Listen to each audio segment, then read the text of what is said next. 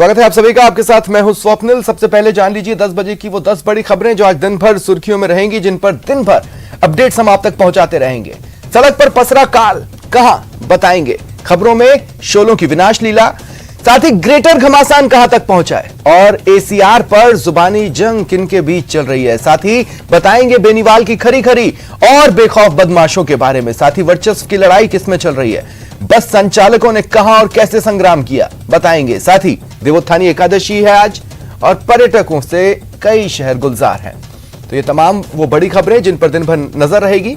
और अब जान ले 10 बजे की 5 बड़ी खबरें प्रदेश की। देखिए, ग्रेटर घमासान, गहलोत की खरी खरी, आबो हवा फिर खराब, देवोत्थानी एकादशी है आज और पर्यटकों का धमाल। चलिए शुरुआत करते हैं प्रदेश की आज सबसे ज्यादा सुर्खियों में रहने वाली खबर से। जयपुर ग्रेटर मेयर उपचुनाव से जुड़ी खबर है। ग्रेटर नगर निगम में मेयर उपचुनाव का घमासान है। आज बीजेपी और कांग्रेस प्रत्याशी नामांकन करेंगे और आज करना ही होगा, आखिरी तारीख है। दोनों ओर से फिलहाल नामों की आधिकारिक घोषणा नहीं की गई है। सुबह 10:30 बजे नामांकन की प्रक्रिया शुरू होगी, जो दोपहर 3 बजे तक चलेगी। दोपहर 3 बजे तक नामांकन हो सकते हैं। बीजेपी पार्षदों की चौमू में बाड़ाबंदी चल रही है। बीजेपी ने पार्षदों से रायशुमारी की है। ओबीसी वर्ग की महिला प्रत्याशी के लिए रायशुमारी हुई तो देखिए कुछ नाम भी सामने आए। रश्मि सैनी का नाम चल रहा है, सुखप्रीत बंसल का नाम चर्चाओं में है, शील ढबाई का नाम चर्चाओं में है, भारती लखियानी का नाम भी चर्चाओं में है। यानी प्रत्याशी बनने की दौड़ में ये 4 नाम सबसे आगे चल रहे हैं। इधर कांग्रेस की बात कर ले तो कांग्रेस की ओर से ममता यादव और हेमा सिंघानिया की चर्चा है।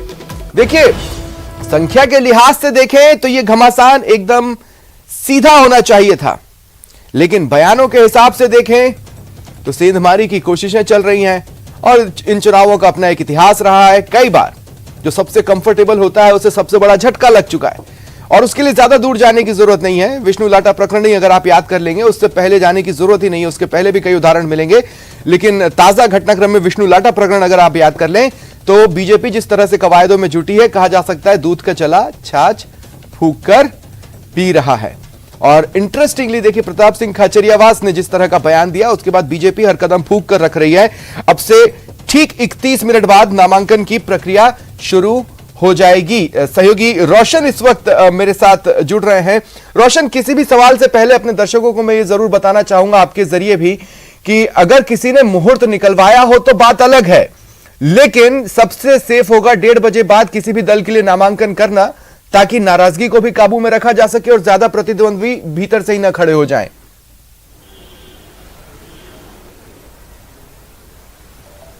बिल्कुल स्वप्निल, आपने ठीक कहा कि जिस तरीके से जो विष्णु लाटा का चुनाव था वो उसने कई बड़े सवाल खड़े कर दिए थे इन पार्टी के ऊपर। आज भी कुछ ऐसा ही देखा जा रहा है। हालांकि बीजेपी के पास पूरा बहुमत है, उन्हें बहुमत के लिए 74 वोट यहां पर चाहिए, लेकिन फिर भी पार्टी किसी भी तरीके का कोई रिस्क नहीं लेना चाहती है। वहीं कांग्रेस पूरे जोड़ तोड़ में लगी हुई है कि किस तरीके से जो शहरी जो निकाय है, जो ग्रेटर नगर निगम है, उसके ऊपर कब्जा किया जाए, उनका महापौर हो। इसके लिए खुद मंत्री प्रताप सिंह खाचरियावास ने मोर्चा संभाल रखा है। वहीं बीजेपी की बात की जाए तो इस पूरे इसकी जो कमान दी गई है वो गुलाब चंद कटारिया को दी गई है, जो नेता प्रतिपक्ष है। अभी हम जयपुर नगर निगम मुख्यालय के अंदर मौजूद है और ये आप देख सकते हैं जो रिटर्निंग कार्यालय यहाँ पर खोला गया है, स्थायी कार्यालय। 10:30 बजे से लेकर 3 बजे तक जो कैंडिडेट है वो अपना नॉमिनेशन यहाँ पर भर सकते हैं। इसके लिए चुनाव आयोग की तरफ से पूरी तैयारी कर ली गई है। स्वप्निल, बड़ी ये बात है कि अब तक 4 फॉर्म जा चुके हैं महापौर पद को लेकर। उसमें बताया जा रहा है कि एक फॉर्म बीजेपी पार्टी की ओर से लिया गया है, एक कांग्रेस की ओर से लिया गया है। जो दूसरे जो 2 फॉर्म है वो निर्दलीय, यानी अपने आप में बड़ा ये सवाल खड़ा होता है कि ऐसे में जो निर्दलीय है, कोई भी बीजेपी या कांग्रेस से बागी होकर निर्दलीय के तौर के ऊपर फॉर्म भर सकता है। और यही जो सवाल है, उन्होंने अपने आप के ऊपर बड़े सवाल खड़े कर दिए हैं। हमारे साथ जो रिटर्निंग अधिकारी वो मौजूद हैं, हम उनसे जानने की कोशिश करेंगे कि सर पूरी तैयारियां कर ली गई है, क्या कुछ कहेंगे इन चुनावों को लेकर? अभी तक कितने फॉर्म गए हैं? अभी हमारे यहाँ से 4 फॉर्म गए हैं अभी। सर क्या कुछ पूरी प्रक्रिया रहने वाली है, क्या कुछ तैयारियां की गई है आपकी ओर से? तैयारियाँ जो इलेक्शन की जो तैयारियाँ आती हैं वो तैयारियाँ सारी कंप्लीट कर ली गई हैं। आज अंतिम दिन है नामांकन का, आवेदन पत्र को जमा कराने का, तो 3 बजे तक आज अंतिम दिन है। कल स्क्रूटनी है और चुनाव अगर आवश्यक हुआ तो 10 तारीख को चुनाव। तो देखिए जो चुनावों को लेकर तैयारियां पूरी कर ली गई है और कुल मिलाकर जो आज जो 3 बजे तक जो भी प्रत्याशी हैं वो अपना नामांकन दाखिल करेंगे। स्वप्निल। रोशन रहे मेरे साथ, हमारे दर्शकों को इस बीच कुछ कवायदों से जुड़ी तस्वीरें दिखाते हैं।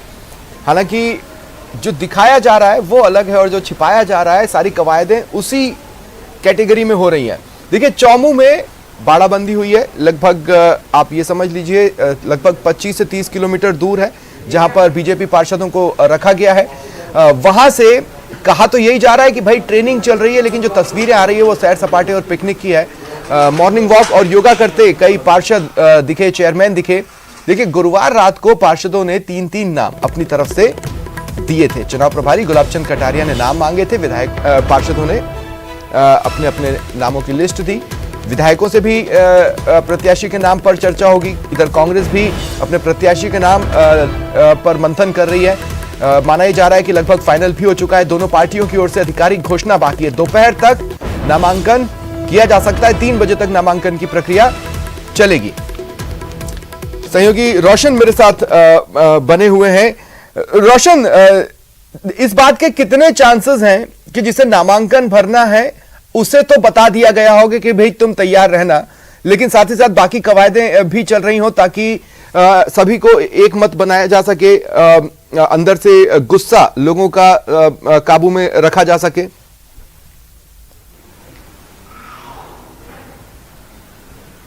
जी बिल्कुल ठीक आपने स्वप्निल आपने कहा कि जो जिसे पार्टी जो प्रत्याशी बनाने जा रही है उसको लेकर संकेत दे दिए गए हैं और वो भी कुछ ही देर में स्पष्ट हो जाएगा। संभवतः जो कयास लगाए जा रहे हैं बीजेपी की ओर से, बीजेपी कोई रिस्क नहीं लेना चाहती है, किसी भी तरीके से कोई बगावत नहीं हो, इसको लेकर बीजेपी ने सभी जो पार्षद हैं उनसे 2-2 नाम मांगे थे और उसी के आधार के ऊपर बीजेपी ये चाह रही है कि किसी भी तरीके से बगावत नहीं देखने को मिले।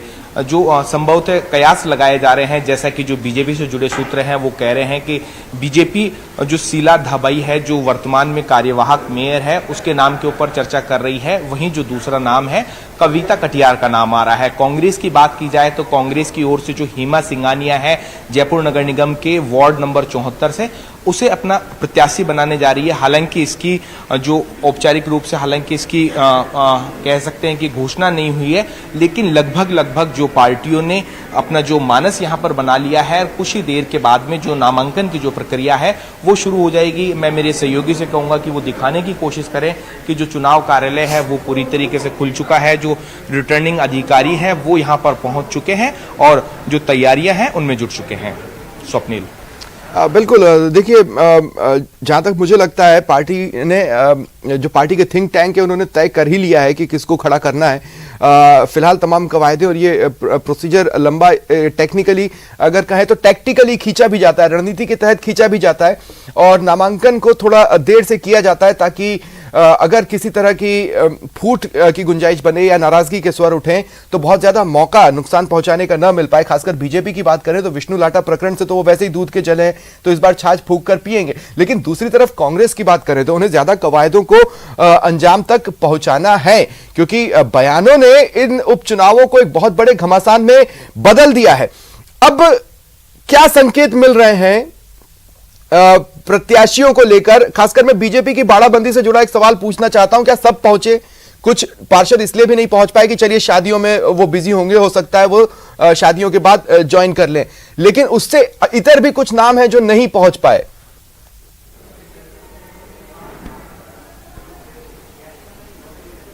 स्वप्निल देखिए, मैं इसी वजह से मैं एक बार फिर जो विष्णु लाटा प्रकरण है उसका मैं जिक्र करना चाहूंगा कि उस वक्त भी ठीक इसी तरीके से हुआ था कि जो कुछ पार्षद है उन्होंने इसी तरीके से बहाना किया था कि उनका स्वास्थ्य है वो ठीक नहीं है, किसी को व्यक्तिगत कारण है। आज भी कुछ जो बीजेपी की बाड़ाबंदी है उसको लेकर ये कहा जा रहा है कि देर रात तक 60 के करीब जो पार्षद है वो यहां पर पहुंचे थे। उसके बाद में लगातार बीजेपी उनसे संपर्क में थी, बीजेपी की ओर से भी यही कहा जा रहा है और अभी तक ये जो पार्षदों का आंकड़ा है तकरीबन 70 पहुंच चुका है। अभी भी जो बीजेपी को 23 जो करीब ऐसे जो पार्षद हैं वो नहीं पहुंचे हैं। उनके पीछे तर्क ये है कि कुछ पार्षदों की घर में शादी है, कुछ पार्षदों की तबीयत खराब है।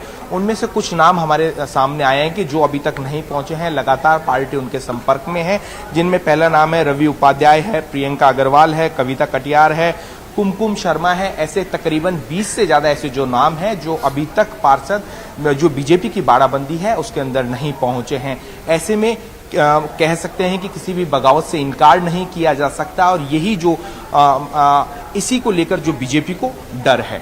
हाँ, लेकिन अगर हम बात करें, देखिए बीजेपी के लिए ये नाक का सवाल है। बीजेपी के लिए ये बहुत ज्यादा उपचुनाव मैटर करते हैं क्योंकि संख्या बल वगैरह सब उनके साथ है। हालांकि मैटर कांग्रेस के लिए भी करते हैं कि अगर वो सियासत के जरिए कुछ कर गुजर जाए तो उनके लिए ये एक प्लस होगा, खासकर तब जब दोनों ही दल मिशन 2023 की तरफ तेजी से बढ़ रहे हैं। मेरा सवाल आपसे यह है कि कांग्रेस की ओर से बाड़ाबंदी की खबरें नहीं आ रही है, मंथन की आ रही है, चर्चाओं की आ रही है, बाड़ाबंदी की नहीं आ रही है। हो सकता है नॉमिनेशन के बाद बाड़ाबंदी की जाए, लेकिन कांग्रेस की कवायदें जो कुछ भी है वो सामने चल रही हैं।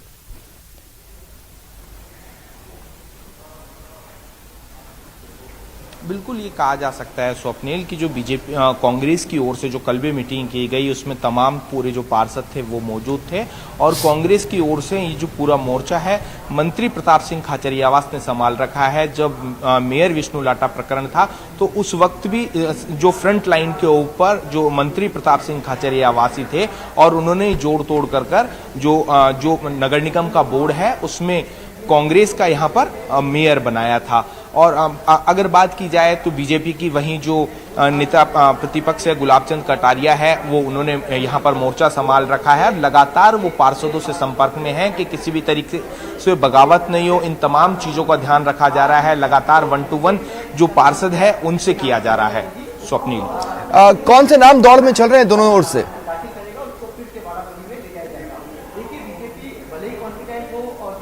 स्वप्निल, कहा जा सकता है कि बीजेपी की ओर से जो है जो अभी वर्तमान में कार्यवाहक मेयर है शीला धाभाई है उसके नाम के ऊपर विचार चल रहा है। वहीं जो दूसरा नाम है बीजेपी की ओर से कविता कटियार है, रश्मि सैनी है, सुप्रीत बंसल है, ये ऐसे 4 नाम हैं उनके ऊपर पार्टी की ओर से विचार किया जा रहा है। हालांकि अभी तक बीजेपी की ओर से जो घोषणा नहीं की गई है कि औपचारिक रूप से किस नाम की ओर से। वहीं जो कांग्रेस की ओर से बात की जाए तो इसमें जो हेमा सिंघानिया है उसका नाम लगभग तय माना जा रहा है।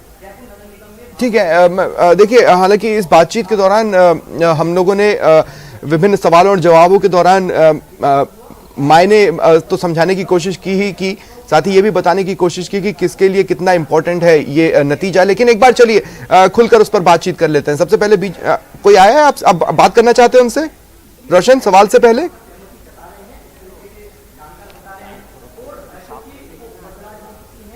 जी स्वप्निल, देखिए यहाँ पर कहा जा सकता है कि कुल मिलाकर अभी तक जो 4 जो फॉर्म वो गए हैं, कहा जा रहा है कि एक बीजेपी की ओर से गया है, एक कांग्रेस की ओर से गया है। जो 2 फॉर्म है वो जो पार्षद हैं वो लेके गए हैं। संभवतः ये जो 2 फॉर्म ही हैं वो पूरे इन चुनावों की गणित को बिगाड़ सकते हैं। यहाँ पर लगातार बीजेपी और कांग्रेस के जो पार्टी कार्यकर्ता है वो भी यहाँ पर पहुंच चुके हैं और संभवतः अभी 10:30 बजे बाद में जो नामांकन की जो प्रक्रिया है वो पूरी होगी। 2 एक्स्ट्रा फॉर्म जो गए हैं, किसने लिए हैं, क्या लिए हैं, क्या गणित है? देखिए कई बार हम जानते हैं चुनावों में डमी कैंडिडेट वाला भी एक सिस्टम होता है। इसके अलावा ये भी रहता है कि अपनी तरफ से दिखाया कुछ और जाता है।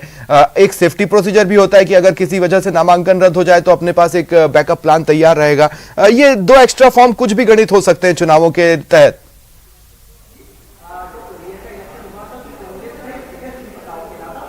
बिल्कुल स्वप्निल, आपने ठीक कहा कि किसी भी तरीके से जो गणित है वो यहाँ पर हो सकती है। ये गणित कभी भी बिगड़ सकती है। ये यहाँ पर ये जो सवाल है, क्योंकि इससे पहले भी इसी तरीके की गणित बिगड़ी है। कोई भी पार्टी रिस्क नहीं लेना चाहती है। जो 2 फॉर्म गए हैं वो जो जितने भी जो पार्षद हैं, तकरीबन 150 पार्षद हैं, उसमें से कोई भी यहाँ पर जो पार्षद प्रत्याशी है वो ये फॉर्म ले सकता है। स्वप्निल, ठीक है, चलिए हाँ, जिस सवाल पर मैं आ रहा था इस अपडेट से पहले जो आपने दिया है, मैं आपसे ये कह रहा हूं कि बीजेपी ने इसे नाक का सवाल इतना मैटर करता है ये घमासान। इसके बाद हम कांग्रेस पर बात करेंगे, लेकिन पहले बीजेपी पर स्टिक करेंगे। रोशन,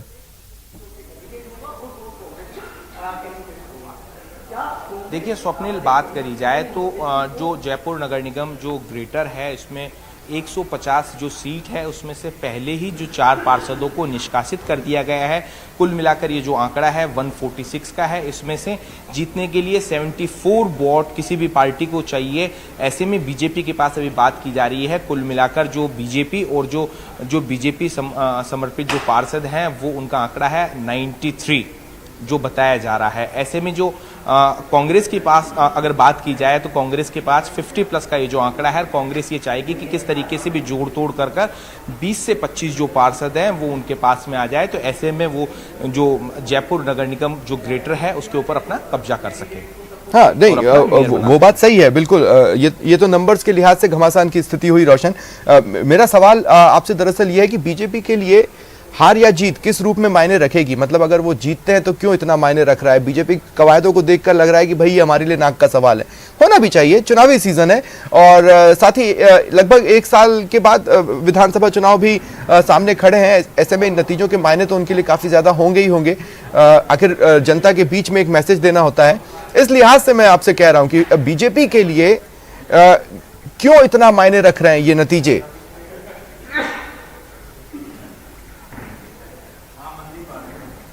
स्वप्निल, बिल्कुल आपने ठीक कहा है, क्योंकि अगले साल जो विधानसभा चुनाव होने हैं, ऐसे में जो जयपुर जो नगर निगम है और जिसके पार्षद हैं वो काफ़ी मायने रखते हैं। कुल मिलाकर अगर बात की जाए वोटों के हिसाब से, डेवलपमेंट के हिसाब से, क्योंकि जो शहर का जो डेवलपमेंट होता है वो इसी नगर निगम के माध्यम से यहाँ पर होता है। हर कोई ये चाहता है कि जो शहरी सरकार है उसमें उस पार्टी का यहाँ पर कब्जा हो, जिसके वजह से उनका जो सीधा संवाद आम जनता से हो और लोगों की जो शिकायत रहती है वो संभवतः जो स्थानीय जो पार्षद प्रतिनिधि होता है उससे रहती है कि हमारी जो सड़क, सीवरेज, नाली, सफाई, तमाम ये ऐसे मुद्दे हैं जो जरूरत के जो प्रतिदिन जो ऐसे जो लोग होते हैं वो उनका सीधा संवाद पार्षद से रहता है। यही कुल मिलाकर बीजेपी ये चाहती है कि उनकी जो पकड़ है वो ग्राउंड लेवल के ऊपर रहे इन चुनावों के माध्यम से। और इस बात का इस वजह से भी लगाया जा सकता है कि खुद इन पूरे चुनावों के ऊपर जो नेता प्रतिपक्ष गुलाब चंद कटारिया है उन्होंने उसको जिम्मेदारी से संभाला हुआ है। हाँ, और दूसरी तरफ कांग्रेस है। देखिए रोशन, आप भी जानते हैं समय समय पर कांग्रेस की ओर से तमाम दिग्गज जब भी मीडिया से मुखातिब होते हैं वो ये कहना नहीं चूकते कि जो बीजेपी है वो खरीद फरोख्त में लगी रहती है। कई जगह पर उन्होंने इसी के जरिए तोड़ फोड़ कर सरकारें बनाई हैं। अगर हम अपने प्रदेश में भी बात करें तो जब कांग्रेस सबसे बड़े घमासान से जूझ रही थी 2020 में, हालांकि इस वक्त भी जूझ रही है, लेकिन 2020 में तो कई ऑडियो के जरिए भी ये कहने की कोशिशें की गई कि भाई खरीद फरोख्त होने की कोशिशें हुई, हम में तोड़फोड़ करने की कोशिशें की गई। अब अगर कांग्रेस जीत भी लेती है, मान लीजिए संख्या बल अपने पक्ष में जुटा भी लेती है, तो यही आरोप बीजेपी उन पर लगाएगी। जनता के बीच में मैसेज तो यही जाएगा कि नंबर नहीं थे, फिर आखिर इतना बड़ा मतलब 20 से 25 के आसपास आपको एक्स्ट्रा मिल जाना क्या उसी ओर इशारा नहीं करता? मैसेज तो यही जाएगा कांग्रेस के लिए, लेकिन फिर भी कांग्रेस इस घमासान में पूरी ताकत के साथ दिखना चाहती है।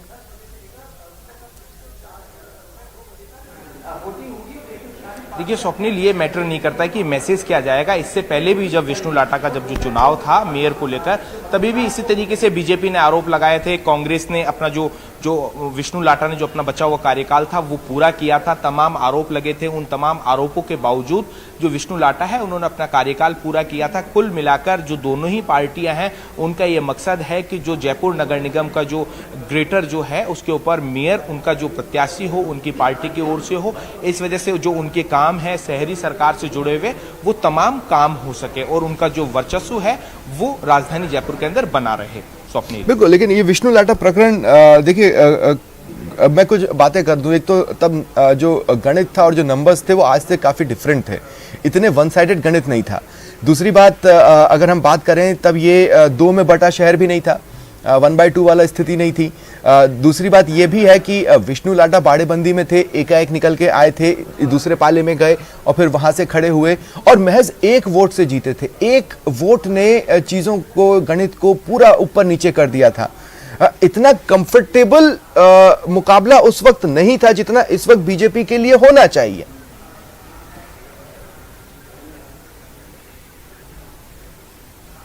देखिए स्वप्निल, ये बिल्कुल भी नहीं कहा जा सकता है कि ये जो इस बार जो चुनाव हो रहे हैं ये बहुत माइनर लेवल के ऊपर ये हो रहे हैं। पहले जो अगर बात की जाए, जब पुराना जो जयपुर नगर निगम था उसमें कुल मिलाकर 91 यहाँ पर जो पार्षद की सीट थी और उसमें से बीजेपी के पास उस वक्त भी 63 का आंकड़ा था। और जो विष्णु लाटा और जो दूसरी ओर जो बीजेपी की जो प्रत्याशी थे, जो डिप्टी मेयर मनोज भारद्वाज थे, उनके बीच में आमने सामने यहाँ पर टक्कर थी। ऐसे में जब ये जो एक के अंतर से जीती थी, तो कुल मिलाकर कहा जा सकता है कि उस वक्त भी कांग्रेस को 15 से ज्यादा वोट चाहिए थे और वो विष्णु लाटा ने जोड़ तोड़ कर यहाँ पर मेयर बने। ऐसे में अभी जो कहा जा रहा है कि कांग्रेस के पास 50 से प्लस पार्षद है, यानी कुल मिलाकर कहा जा सकता है कि 52 से 53 कांग्रेस के पार्षद हैं और उन्हें ये जो आंकड़ा है करीब 22 से 23 उन्हें पार्षद और चाहिए।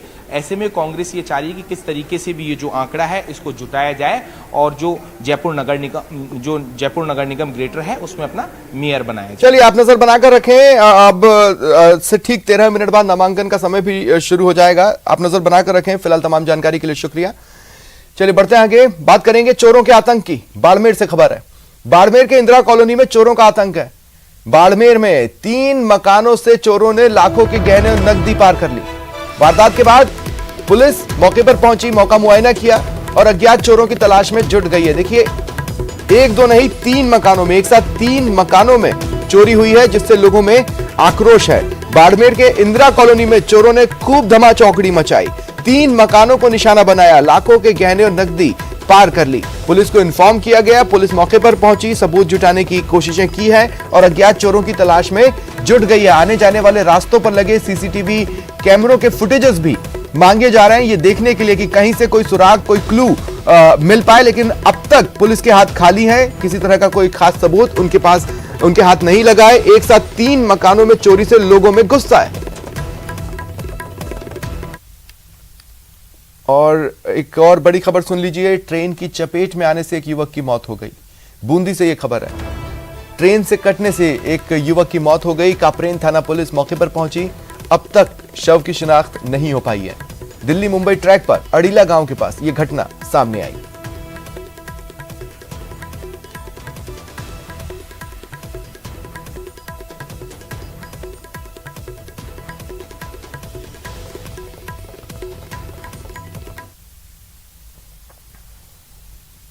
डूंगरपुर से इस वक्त की बड़ी खबर। खाकी में फाइट और वीडियो वायरल हुआ। देखिए, 2 पुलिस अधिकारियों के बीच हाथापाई हुई। वहां खड़े किसी शख्स ने उसे अपने मोबाइल कैमरे से रिकॉर्ड कर लिया और अब यह वीडियो वायरल है। सागवाड़ा थानाधिकारी और उदयपुर के डीएसपी का यह वीडियो है। मानगढ़ में पीएम ड्यूटी के दौरान का वीडियो बताया जा रहा है। किसी बात को लेकर दोनों के बीच विवाद हुआ था। और कोटा में सड़क हादसे की खबर है। 2 मोटरसाइकिलों में भीषण भिड़ंत हो गई। हादसे में एक युवक की मौत हो गई। मंडाना थाने के पास ये हादसा सामने आया। एमबीएस अस्पताल के मोर्चरी में शव रखवाया गया है।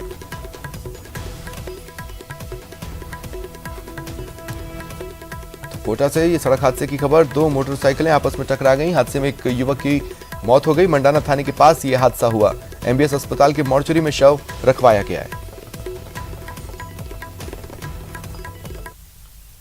बात करते हैं वर्चस्व की लड़ाई, माफ कीजिएगा, बात करते हैं बस संचालकों में हंगामे की। कोटा से यह खबर मिल रही है। बीच सड़क पर 2 बस संचालकों में झगड़ा हो गया, हंगामा हुआ। ये दोनों आपस में भिड़ गए। एक रोडवेज बस का संचालक, दूसरा निजी बस का संचालक। यह खबर आपको बता रहे हैं कोटा से। सवारी बिठाने को लेकर विवाद हुआ। यात्रियों से भरी बस को लेकर ड्राइवर थाने पहुंच गया। दोनों पक्षों की ओर से थाने में शिकायत की गई है। उद्योगनगर थाना पुलिस मामले की जांच में जुटी हुई है।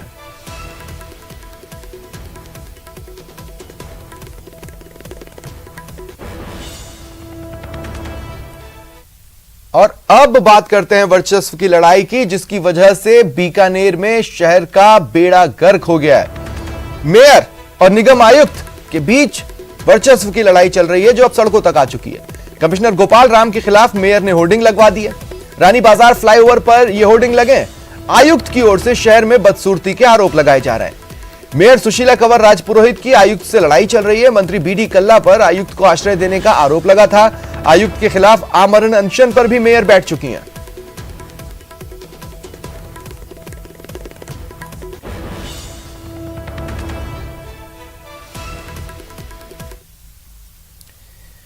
लोकसभा स्पीकर ओम बिरला आज नाथद्वारा चित्तौड़गढ़ के दौरे पर रहेंगे। नाथद्वारा चित्तौड़गढ़ के प्रवास पर रहने वाले लोकसभा स्पीकर ओम बिरला थोड़ी देर में हवाई मार्ग से वो उदयपुर पहुंचेंगे। उदयपुर से हेलीकॉप्टर से नाथद्वारा के लिए रवाना होंगे। करीब 11 बजे नाथद्वारा उनके पहुंचने का कार्यक्रम है। गणेश टेकरी पर रामकथा चल रही है जिसमें वो भाग लेंगे। दोपहर 2:30 बजे वो चित्तौड़गढ़ के लिए रवाना हो जाएंगे। यहां मेवाड़ गर्ल्स कॉलेज में आयोजित कार्यक्रम में शिरकत करेंगे। सांसद सीपी जोशी के जन्मदिन कार्यक्रम में भी वो शामिल होंगे। दोपहर 3:45 बजे 3:45 पर स्पीकर बिरला कोटा के लिए रवाना हो जाएंगे।